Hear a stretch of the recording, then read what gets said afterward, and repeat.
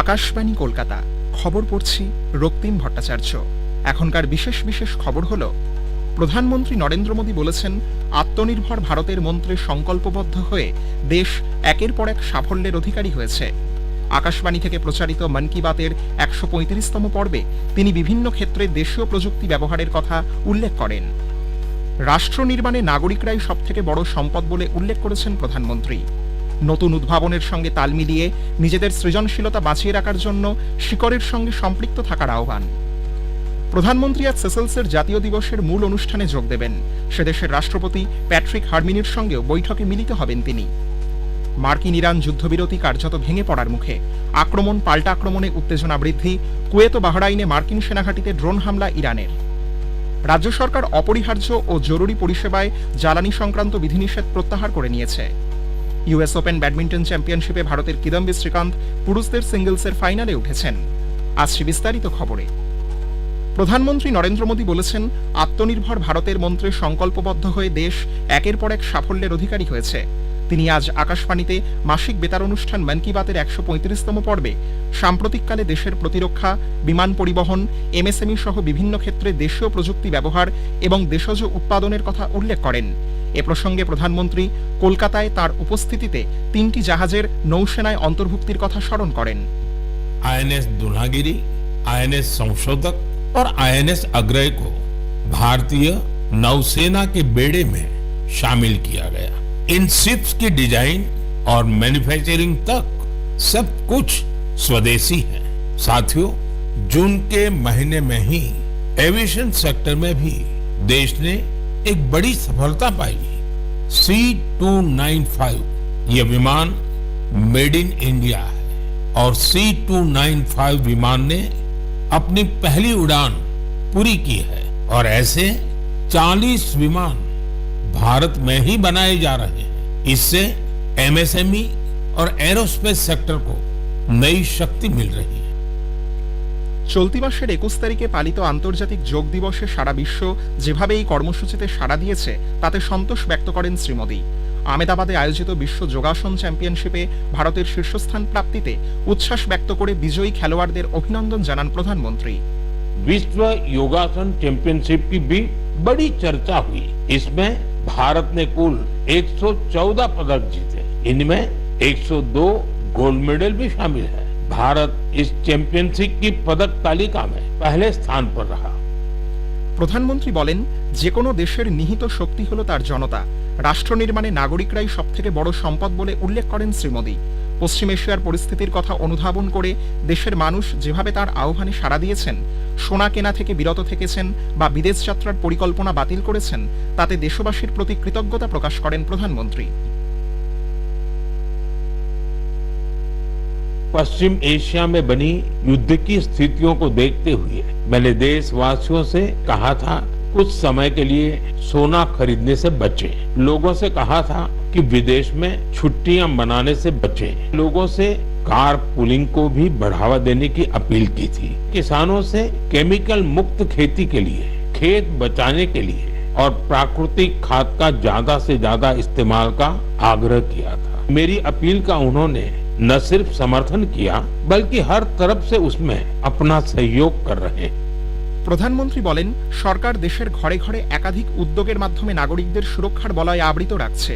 মহারাষ্ট্রের নান্দেরের বাহাদুরপাড়া গ্রামের পেটকার পরিবারের একটি বিশেষ উদ্যোগের কথা এ প্রসঙ্গে স্মরণ করেন শ্রী মোদী। তিনি বলেন, ওই পরিবার আর্থিকভাবে দুর্বল পরিবারগুলিকে সাহায্য করার জন্য নিজেদের বাড়ির অনুষ্ঠান উপলক্ষে তারা গ্রামের প্রায় ৩৫০০ মানুষের জন্য দুর্ঘটনা বীমার ব্যবস্থা করেছে। এ প্রসঙ্গে কেন্দ্রীয় সরকারের গৃহীত একাধিক প্রকল্পের কথাও উল্লেখ করেন শ্রী মোদী। প্রধানমন্ত্রী বলেন, আধুনিক যুগ প্রযুক্তির যুগ। প্রতিদিন নতুন নতুন উদ্ভাবনের সমান্তরালে তাল মিলিয়ে নিজেদের সৃজনশীলতাকে বাঁচিয়ে রাখার ক্ষেত্রে শিকড়ের সঙ্গে যুক্ত থাকার কথা বলেন শ্রী মোদী। আধুনিক প্রযুক্তিকে দেশের চিরাচরিত জ্ঞান ভাণ্ডারের সঙ্গে সম্পৃক্ত করার উদ্দেশ্যে দিল্লির সেন্ট্রাল সংস্কৃত ইউনিভার্সিটির নতুন কোর্স চালুর পরিকল্পনাকেও সাধুবাদ জানান প্রধানমন্ত্রী। साथियों, जड़ों से जुड़े रहकर युवाओं को नई टेक्नोलॉजी के लिए तैयार करने का एक और अच्छा प्रयास हो रहा है। दिल्ली में स्थित central Sanskrit university artificial intelligence और डेटा साइंस में बीटेक प्रोग्राम शुरू करने जा रही है। ये आधुनिक टेक्नोलॉजी को भारत के पारंपरिक ज्ञान से जोड़ने की दिशा में एक महत्वपूर्ण कदम है। প্রধানমন্ত্রী নরেন্দ্র মোদী তার এবারের মন কি বাতে ভারতের উত্তর পূর্বাঞ্চলের রাজ্য মেঘালয়ের রুট ব্রিজের কথা উল্লেখ করেন। প্রকৃতি ও মানুষের অপূর্ব মেলবন্ধনে এই রুট ব্রিজ গোটা বিশ্বের কাছেই দৃষ্টান্ত হয়ে উঠেছে বলে উল্লেখ করেন তিনি। আসন্ন গণেশ উৎসবের কথা উল্লেখ করে প্রধানমন্ত্রী সে সময় কুম্ভকারদের মাটির মূর্তি তৈরির আবেদন জানান। জল সঞ্চয়ের গুরুত্বের কথা উল্লেখ করে বর্তমান বর্ষা মরশুমে জলের প্রতিটি ফোঁটা রক্ষায় নাগরিকদের এগিয়ে আসার আহ্বান জানান প্রধানমন্ত্রী। খবর শুনছেন আকাশবাণী কলকাতা কেন্দ্র থেকে। আমাদের সংবাদ শোনা যাচ্ছে ইউটিউব চ্যানেল আকাশবাণী সংবাদ বাংলা, ফেসবুক ও ইনস্টাগ্রাম আকাশবাণী সংবাদ কলকাতা এবং এক্স হ্যান্ডেল AIR নিউজ কলকাতাতে। প্রধানমন্ত্রী নরেন্দ্র মোদী আজ সেসেলসের জাতীয় দিবসের মূল অনুষ্ঠানে যোগ দেবেন। সে দেশের রাষ্ট্রপতি প্যাট্রিক হারমিনির সঙ্গে বৈঠকে বসবেন তিনি। উভয় নেতা দ্বিপাক্ষিক সহযোগিতার সামগ্রিক দিক পর্যালোচনা করবেন। পারস্পরিক স্বার্থ সংশ্লিষ্ট একাধিক আঞ্চলিক ও আন্তর্জাতিক বিষয় নিয়ে তারা মতবিনিময় করবেন। আকাশবাণীর সংবাদদাতা জানিয়েছেন, সেসেলসের জাতীয় দিবসের সুবর্ণ জয়ন্তী উদযাপনে ভারতীয় প্রতিরক্ষা বাহিনীর একটি দল এবং ভারতীয় নৌসেনার দুটি জাহাজও অংশ নেবে। মার্কিন যুক্তরাষ্ট্র ও ইরানের মধ্যে যুদ্ধবিরতি কার্যত ভেঙে পড়ার পর পশ্চিম এশিয়ার পরিস্থিতির চরম অবনতি ঘটেছে। গত কয়েক ঘন্টায় উভয় দেশই নতুন করে সামরিক হামলা চালিয়েছে।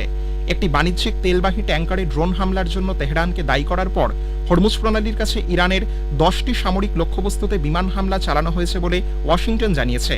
মার্কিন প্রেসিডেন্ট ডোনাল্ড ট্রাম্প সতর্ক করে বলেছেন, যুদ্ধবিরতি লঙ্ঘন অব্যাহত থাকলে আরও ভয়াবহ সামরিক পদক্ষেপ নেওয়া হতে পারে। এর কয়েক ঘন্টার মধ্যেই ইরান কুয়েত ও বাহরাইনে অবস্থিত মার্কিন সেনাঘাঁটি লক্ষ্য করে ক্ষেপণাস্ত্র ও ড্রোন হামলা চালায়। ইসলামিক রেভলিউশনারি গার্ড কোর বলেছে, কুয়েতের আলী আল সালেম বিমান ঘাঁটি এবং বাহরাইনে মার্কিন যুক্তরাষ্ট্রের নৌবহরের 5th ফ্লিটের মতো গুরুত্বপূর্ণ কেন্দ্রগুলিতে আঘাত হানা হয়েছে। এখনও কোনো প্রাণহানির খবর পাওয়া যায়নি।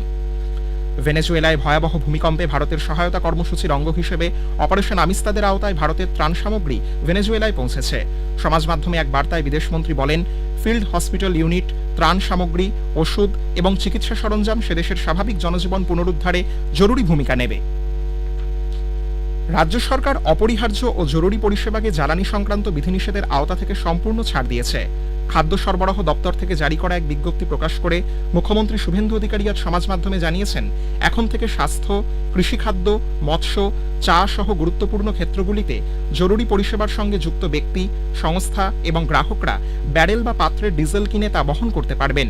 রাজ্যের অর্থনীতিকে মসৃণ রাখতেই এ সংক্রান্ত নিষেধাজ্ঞা তুলে ছাড় দেওয়ার জন্য প্রধান তেল কোম্পানিগুলিকে নির্দেশ দেওয়া হয়েছে বলে মুখ্যমন্ত্রী জানিয়েছেন। দৈনিক গ্রাহকদের জ্বালানি দেওয়ার ক্ষেত্রে সর্বাধিক যে পরিমাণ নির্ধারণ করা হয়েছিল তাও শিথিল করা হয়েছে। ডিজেল কেনার জন্য পাম্পে শুধুমাত্র প্রাথমিক পরিচয়পত্র দেখানোর কথা বলা হয়েছে। রাজ্য তথ্য কমিশনার নিয়োগের জন্য রাজ্য সরকার বিজ্ঞপ্তি জারি করেছে।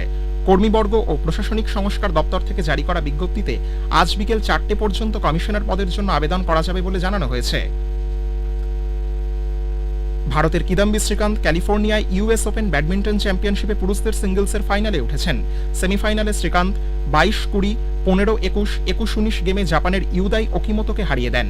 পুরুষদের সিঙ্গলসের আরেক সেমিফাইনালে ভারতের রৌনক চৌহান লড়বেন চীনা তাইপেইয়ের সু লি ইয়ং এর বিরুদ্ধে। অন্যদিকে মহিলাদের সিঙ্গলসের সেমিফাইনালে ডেনমার্কের লিনে ক্রিস্টোফারসেনের কাছে 21-16, 11-21, 21-11 গেমে হেরে টুর্নামেন্ট থেকে বিদায় নিয়েছেন ভারতের দেবিকা সিহাগ। ফিফা বিশ্বকাপ ফুটবলের গ্রুপ পর্বের খেলা আজ শেষ হয়েছে। রাউন্ড অফ 32-র জন্য কোন কোন দল খেলবে তাও নিশ্চিত হয়ে গেছে। আজ গ্রুপ জের গুরুত্বপূর্ণ ম্যাচে আর্লিংটন স্টেডিয়ামে আর্জেন্টিনা 3-1 গোলে জর্ডানকে হারিয়ে দিয়েছে। ম্যাচের 19 মিনিটে জিওভানি লো সেলসো ও 31 মিনিটে পেনাল্টি থেকে লাউতারো মার্টিনেজ আর্জেন্টিনার হয়ে গোল করেন। জর্ডানের হয়ে মুসা আল তামারি 55 মিনিটে গোল শোধ করলে 80 মিনিটে আর্জেন্টিনার হয়ে লিওনেল মেসি আবার একটি গোল করেন। এদিকে রাউন্ড অফ 32-র খেলাও আজ থেকে শুরু হচ্ছে। প্রথম খেলায় মুখোমুখি হবে দক্ষিণ আফ্রিকা ও কানাডা। ইঙ্গেলউড স্টেডিয়ামে খেলা শুরু হবে ভারতীয় সময় আজ রাত 12:30টায়। শেষ করার আগে খবরের বিশেষ কিছু অংশ আরও একবার। প্রধানমন্ত্রী নরেন্দ্র মোদী বলেছেন, আত্মনির্ভর ভারতের মন্ত্রে সংকল্পবদ্ধ হয়ে দেশ একের পর এক সাফল্যের অধিকারী হয়েছে। আকাশবাণী থেকে প্রচারিত মন কি বাতের 135তম পর্বে তিনি বিভিন্ন ক্ষেত্রে দেশীয় প্রযুক্তি ব্যবহারের কথা উল্লেখ করেন। রাষ্ট্র নির্মাণে নাগরিকরাই সবথেকে বড় সম্পদ বলে উল্লেখ করেছেন প্রধানমন্ত্রী। মার্কিন ইরান যুদ্ধবিরতি কার্যত ভেঙে পড়ার মুখে আক্রমণ পাল্টা আক্রমণে উত্তেজনা বৃদ্ধি। কুয়েত ও বাহরাইনে মার্কিন সেনাঘাঁটিতে ড্রোন হামলা ইরানের। খবর শেষ হলো। এর পরের খবর দুপুর 1টা বেজে 30 মিনিটে।